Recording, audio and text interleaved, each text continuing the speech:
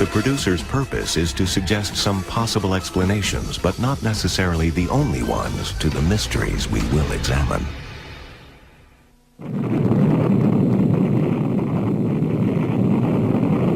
Since the first man-made nuclear blast in July 1945, scientists have chronicled the devastating effects of an atomic explosion.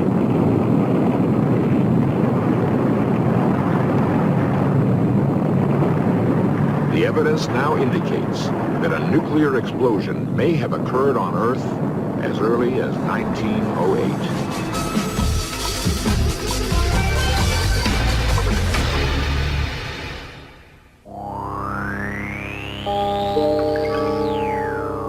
In an age when satellites have become commonplace in the heavens above Earth, it is possible to conceive of another civilization sending a distant probe to our planet.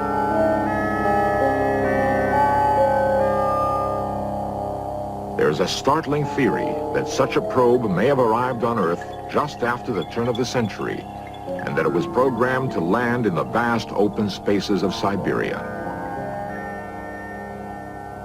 In the 4 million square miles of Siberian tundra, there are only a handful of population centers. For the most part, it is a land that nature has forsaken. A layer of permafrost descending 1,000 feet below the surface makes farming virtually impossible. The barren land supports very little animal life and only a small, hardy population.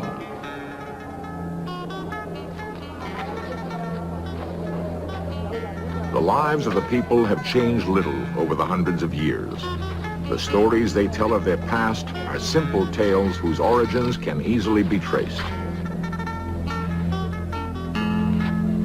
The traders in Vanavara, a tiny hamlet 3,000 miles east of Moscow, maintain a legend, however, that has puzzled scientists for 80 years.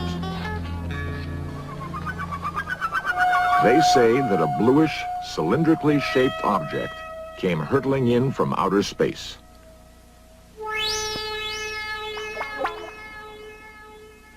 It was the morning of June 30th, 1908.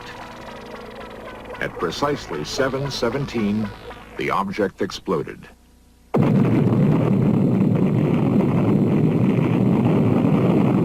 The story of that explosion has been passed down through a generation to people who remember it today. Dorothy Raisonen's parents witnessed the explosion. There was this big boom. They couldn't see, and the earth shook under them, and of course they all fell down and prayed and cried, you know. My children got hysterical. The sky turned kind of a dirty orange, a haze got in there. Technical journals and daily newspapers as far away as California reported that dirty haze seemed to settle on the horizon following the explosion.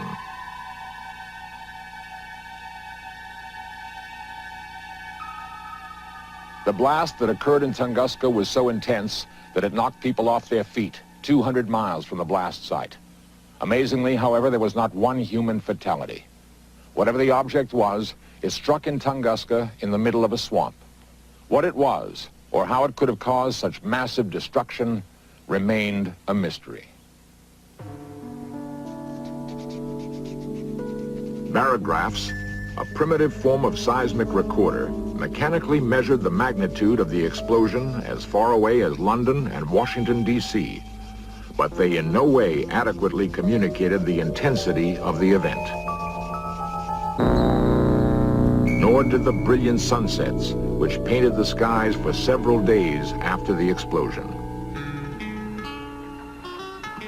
The first successful scientific expedition into Tunguska was not launched until 19 years after the explosion.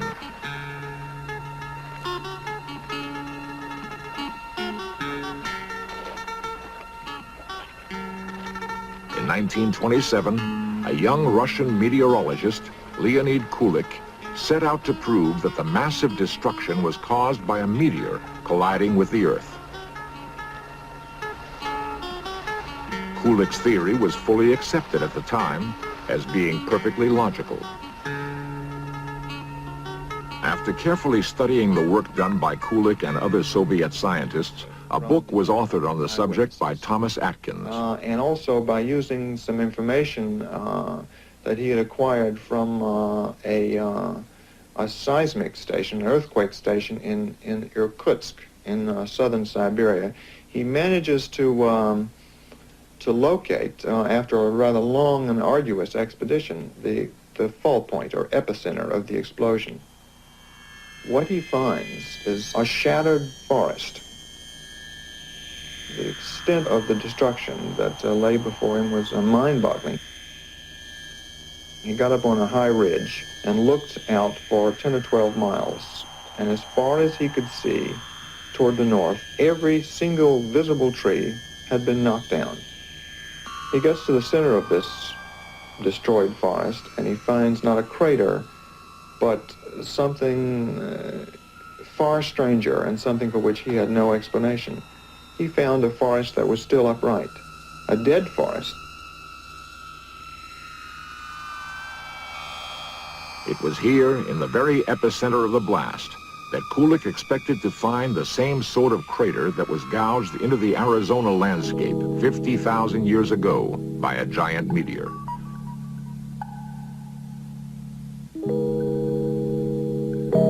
"4,000 feet in diameter and 600 feet deep, the Arizona crater has resisted forces of rain and wind to remain virtually unchanged." If a similar type of meteor had crashed in Siberia, then logically it should have left just such a crater. But it did not. That fact has sparked the controversy over the origins of the Tunguska explosion, which continues today.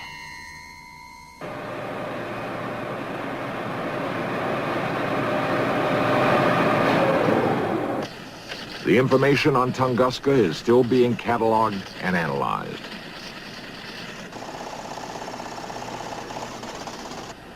Some modern-day astronomers believe, however, that Kulik was on the right track. They maintain that a crumbly sort of meteorite, a carbonaceous chondrite, was responsible for the explosion.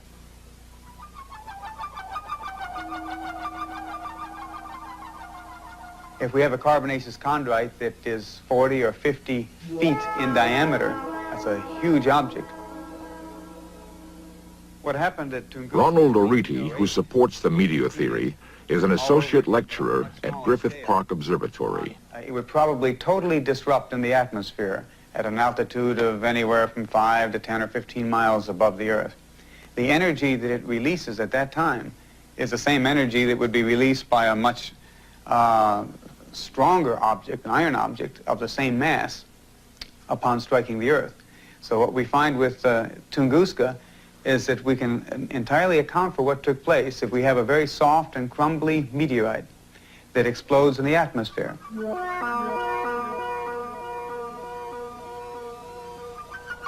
Most meteors burn up before they can explode. That fact has not escaped the notice of an equally qualified scientist, Charles Cowell of Caltech, who supports the comet theory. Comets are basically dirty snowballs. That is, they're composed mostly of water ice with some dust mixed in. They're very fragile things. They're not solid rocks. This helps explain why the Tunguska event did not leave a large crater on the ground. Even though it was a very massive, violent event, there were no large craters found. This is because the comet exploded before it hit the ground. The blast effect knocked down trees and people many miles from the center of the explosion, but it did not leave much evidence on the ground. There were no large chunks of meteorites left. This can only be explained by the fact that the comet had disappeared before it hit the ground, whereas a meteorite would have left a large crater and fragments scattered all over the place. I think the comet theory is the best one, simply because it explains all of the facts with a minimum number of assumptions.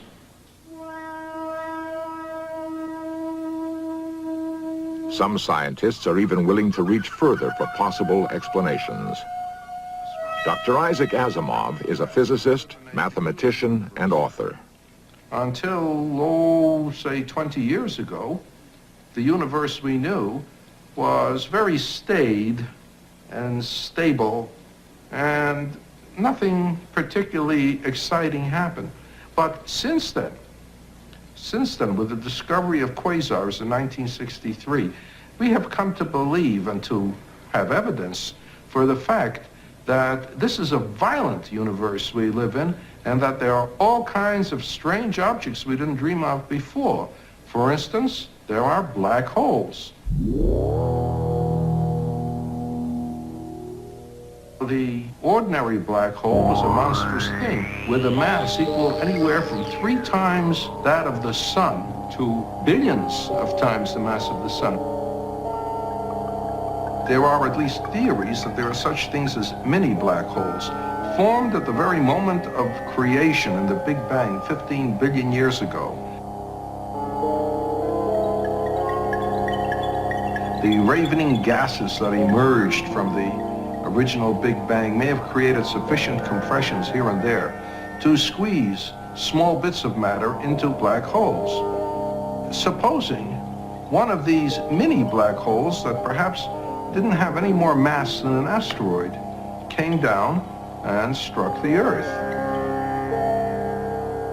It would absorb atmospheric molecules as it dashed through the air, heating it up and creating a terrific explosion. Now, there is no evidence that this is what happened. In fact, to tell you the truth, there is no hard and fast evidence that many black holes exist at all. The explanation, however, with which Dr. Asimov feels most comfortable is the comet theory proposed by Charles Cole. Other explanations have been offered, particularly by Soviet scientists who have had more opportunity to study the physical evidence. Soviet science writer Alexander Kazantsev proposed in the early 1950s that the Tunguska blast was nuclear in origin. But who or what could have triggered such a blast remained a mystery.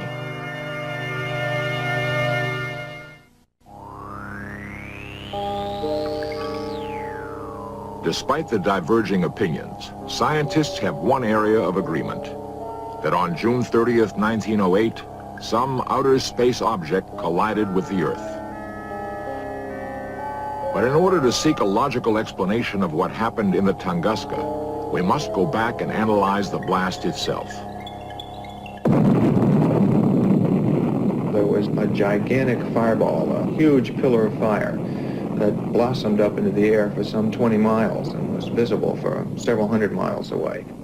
It was an instantaneous thermal flash as a result of this fireball that scorched the forest for, again, for hundreds of miles. There were shock waves that rushed through the forest, knocking trees down.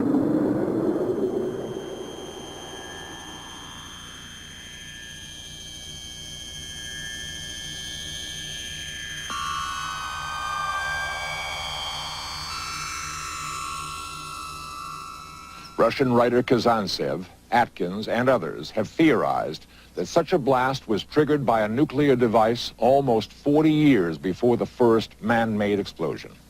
Nowhere in Earth's history is there evidence of a spontaneous atomic blast. The heavens, however, hold a partial answer.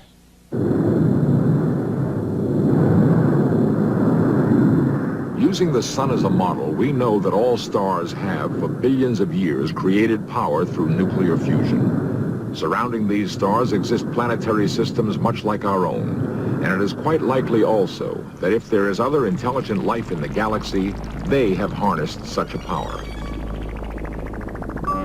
The experiment that took place at Alamogordo, New Mexico, in the summer of 1945, proved that Earth scientists had found a way to trigger a nuclear explosion.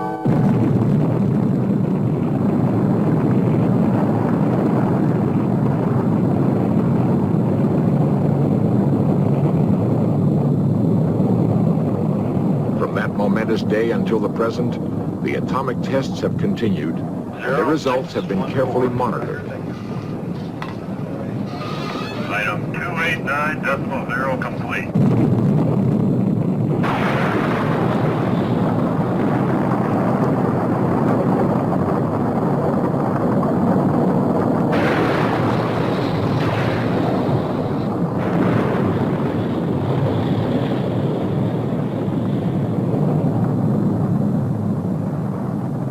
Startling parallels can be found between man-made blasts and the event at Tunguska.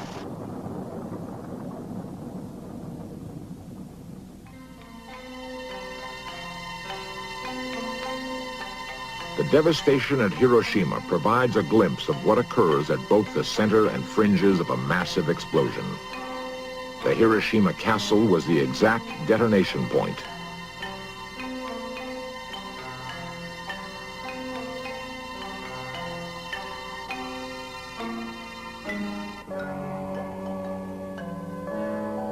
The Soviets carefully compared the after effects both at Hiroshima and Tunguska. At ground zero of the first blast was the Hiroshima castle. Charred, it remained upright even though buildings far sturdier, only a few 100 feet away, were flattened and completely destroyed. This fact coincided perfectly with the telegraph forest effect that had so puzzled Kulik. Evidences of accelerated plant growth in both Japan and Tunguska were observed, as were traces of radioactive material in tree rings.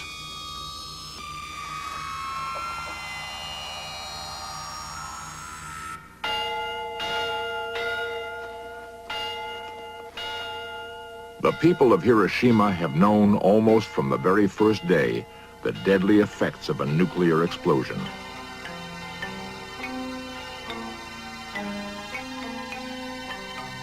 Coincidentally, the people of Tunguska have suffered similar after effects. Ill health has plagued the entire family of Dorothy Razanen. Well, none of them were too healthy. They were all healthy enough when they were smaller, but it seems like as soon as they reached 30 or 35, their health all began to fail. In an effort to confirm or deny their suspicions regarding Tunguska, Soviet scientists conducted one final experiment. They constructed a matchstick forest. It was the exact scale model of the Tunguska blast site. Each tiny matchstick representing a particular stand of trees.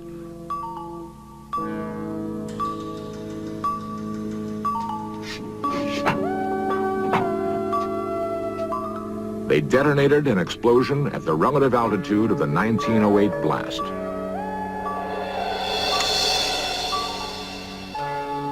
Even to their surprise, the pattern of uprooted model trees was identical to the original Tunguska explosion.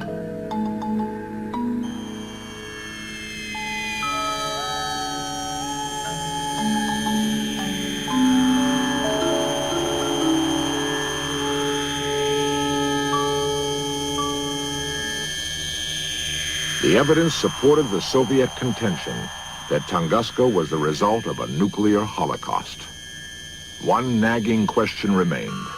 How could a nuclear bomb have been exploded in 1908? Who or what would have had such a capability? Henry Gree is an acclaimed journalist and author of the book New Soviet Psychic Discoveries. He is the only American who has interviewed the man who took up the quest in 1956 to solve the Tunguska mystery, the Russian physicist Alexei Zolotov. A man with a very long black beard, bold, burning black eyes, fanatical in his dedication to his subject. He has eliminated 10 very interesting theories about the possibility of what had happened on that day in 1908. And he has eliminated each and all of them for various very important scientific reasons to arrive at the conclusion that his one theory is the most valid, namely, that an extraterrestrial civilization had sent a message to Earth for us to know that there is life in outer space, that this civilization in outer space which is ahead of us and which is watching us very benevolently.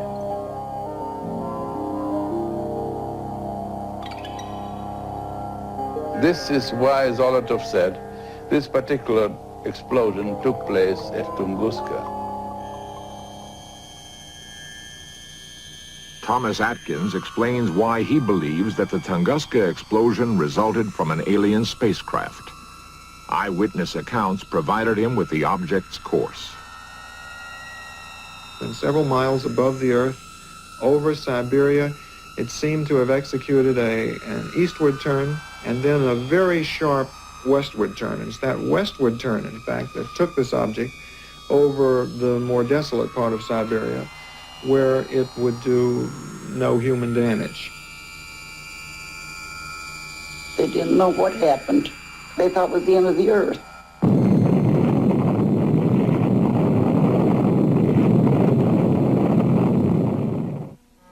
The universe is full of strange things.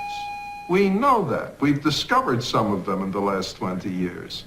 The only way we're ever going to understand the universe is to try to keep an open mind and try to be ready for strange things. J.B.S. Haldane once said, the universe is not only stranger than we imagine, it is stranger than we can imagine.